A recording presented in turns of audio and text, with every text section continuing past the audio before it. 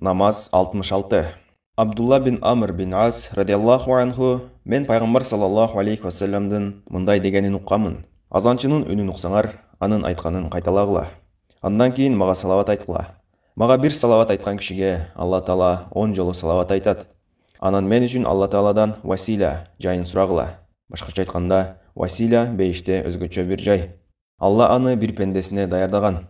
Ошол пенде мен болом деп үміттөнөм. Маға василя тілегенге менің шапаатым, қолдауым насип болады. Абдулла бин Амр бин Ас радиаллаху анху мен пайғамбар саллаллаху алейхи вассаламдың мындай дегенін ұққамын. Азаншының үнін ұқсаңар, анын айтқанын қайталағыла. Андан кейін маға салават айтқыла. Маға бір салават айтқан кішіге Алла Таала 10 жолы салават айтады. Анан мен үшін Алла Тааладан василя жайын сұрағыла. Башқаша айтқанда, василя бейіште өзгөчө бір жай. Алла аны бір пендесіне даярдаған. Ошол пенде мен болом деп үміттөнөм. Маға василя тілегенге менің шапаатым, қолдауым насип болады. Муслим.